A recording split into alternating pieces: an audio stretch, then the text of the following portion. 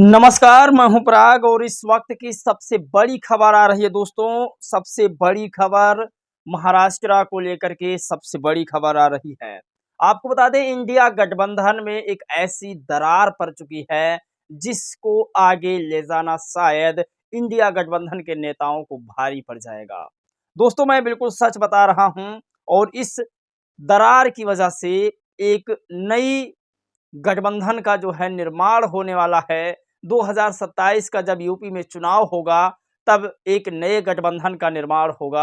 आप देख लेना इस बात को। मैं इंडिया गठबंधन इसलिए कह रहा हूं, बीजेपी के जितने साथी हैं, जितने गठबंधन वाले हैं, वो सब दूसरे साइड में हैं, यानी कि एनडीए में हैं। और एनडीए का सिस्टम अलग है और इंडिया का सिस्टम अलग है। अब बात करते हैं, मैं इंडिया गठबंधन में दरार क्यों पड़ रहा है बता रहा हूं। दरअसल आपको बता दे, आदित्य ठाकरे, आप लोग जानते ही होंगे, महाराष्ट्र के एक ऐसे चेहरे जिसे कोई नहीं भूल सकता है।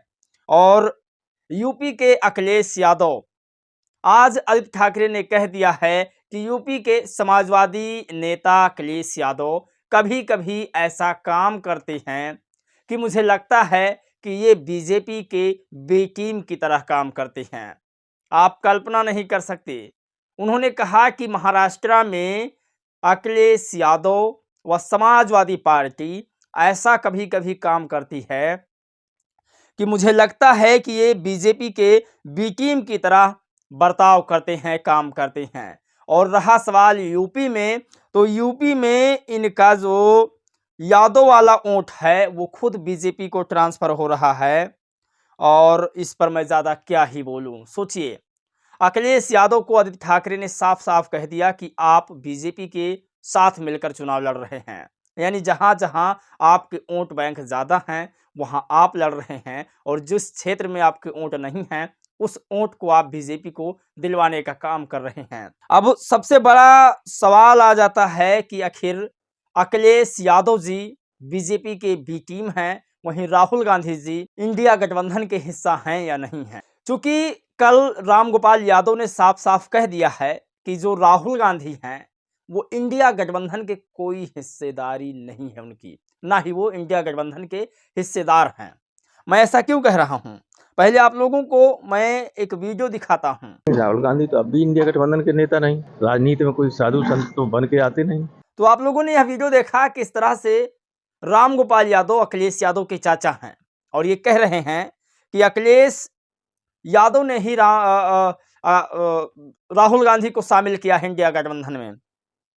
इनका साफ साफ कहना है कि कहीं पर भी समाजवादी पार्टी के अलावा कांग्रेस पार्टी ने एक भी सीट निकाली हो तो बताइए, साफ साफ इनका कहना है। उसके बाद ये कहते हैं कि राजनीति में जो भी आते हैं कोई साधु संत नहीं होते हैं, कोई दूध के धुले नहीं होते हैं, और सभी को पद चाहिए, और कहीं पर भी राहुल गांधी का जनाधार नहीं दिख रहा है।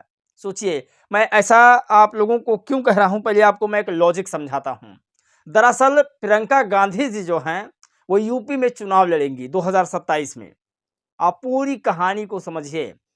यूपी में 2027 का चुनाव जो आएगा विधानसभा का, उसमें प्रियंका गांधी जी भी चुनाव लड़ेंगी और वहीं अखिलेश यादव जी भी चुनाव लड़ेंगे। अब सवाल सबसे बड़ा ये है कि मुस्लिम समाज का वोट कौन लेगा। दोनों लोग संभल जाने के लिए उतावले हैं, और तीसरे में चंद्रशेखर आजाद। ये तीनों लोग संभल में मुसलमानों के पक्ष में बोलने के लिए जा रहे हैं। अब तीनों लोगों में मुस्लिम समाज के वोट का बंटवारा होने वाला है। अब अखिलेश यादव को साफ डर है कि कहीं प्रियंका गांधी जी मुसलमानों के वोट में सेंध न लगा दें, क्योंकि पहले भी मुस्लिम समाज कांग्रेस पार्टी को वोट देता आया है। ये एक जमाना हो चुका है और देता लगातार आता रहा है।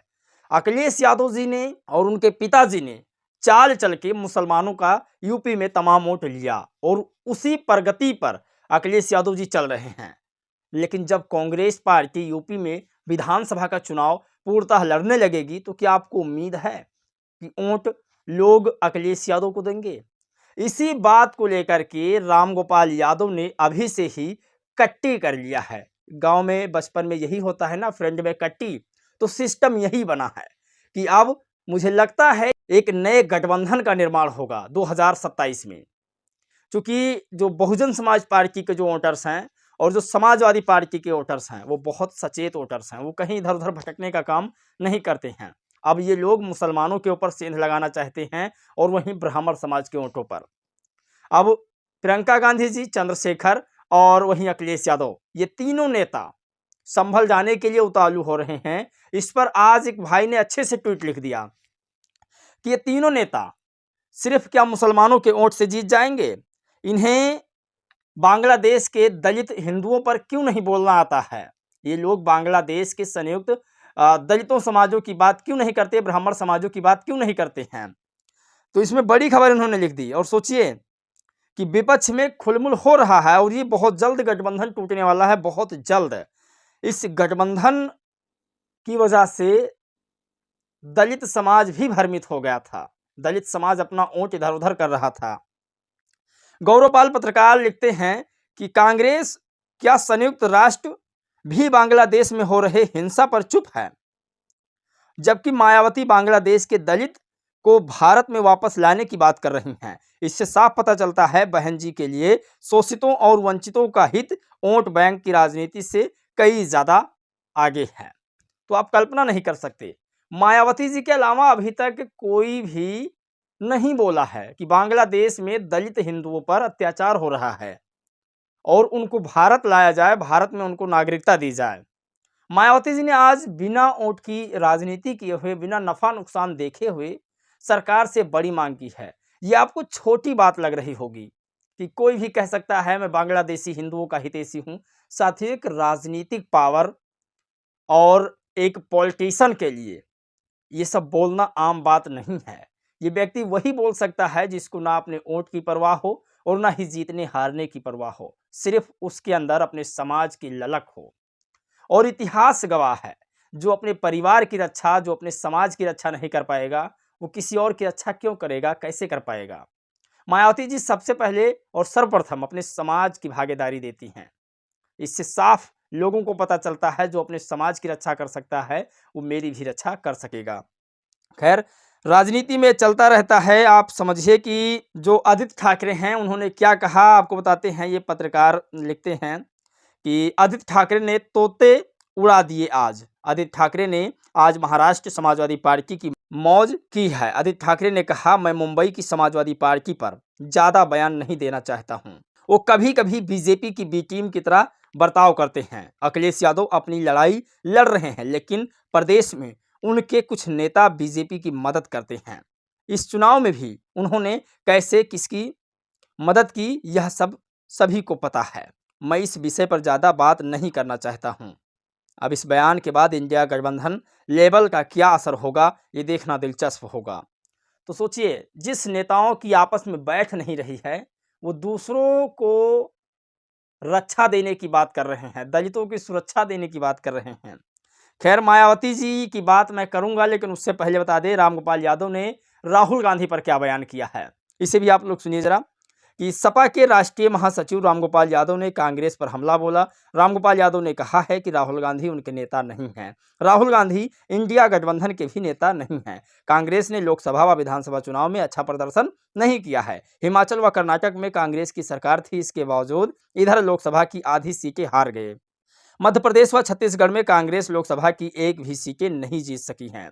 मैंने पहले ही कहा था, इंडिया गठबंधन बीएसपी को कमजोर करने वाला, दलित वोटों का ध्रुवीकरण करने के लिए बनाया गया है और यह मात्र लोकसभा चुनाव तक ही रहेगा। इसके बाद इसमें अड़चने दिखेगी। ये पवन पत्रकार लिखते हैं। दरअसल आपको बता दें कि मायावती जी ने भी पहले कह दिया था कि जो इंडिया गठबंधन ये बन रहा है ये बहुत जल्द टूट जाएगा। आप कल्पना नहीं कर सकते डर किसको नहीं लगता है और गला किसका नहीं सूखता है। अगर फिर मैं कह रहा हूं, कांग्रेस पार्टी पूरी दमदारी के साथ यूपी में चुनाव लड़ती है तो न घर के रहेंगे लोग न घाट के। इंडिया गठबंधन हारेगा, ये पूरा तय बात है। और इसका फायदा किसको होने वाला है ये भी आप लोग जान लीजिए। दरअसल आपको बता दें कि मुस्लिम समाज एक तबका आज भी बहन जी पर पूरा विश्वास करता है। वहीं ब्राह्मण समाज भी आज एक तबका पूरा बहन जी पर विश्वास कर रहा है। दलित समाज उसका तो है ही है। मैं ये नहीं कह रहा बसपा चुनाव जीत जाएगी यूपी में। हाँ, अभी 2 साल हैं, अगर मेहनत करती है तो जीतना कोई बड़ी बात नहीं है।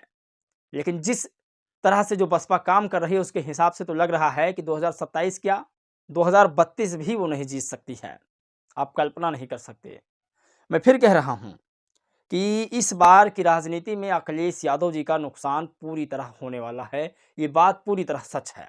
ना इसमें अखिलेश जी जीतेंगे, ना प्रियंका वाड्रा जी जीतेंगी और ना ही चंद्रशेखर आज़ाद जी चुनाव जीतने वाले हैं। लेकिन हाँ, बसपा चुनाव अगर नहीं जीतेगी तो बसपा के बिना किसी की सरकार भी नहीं बनेगी।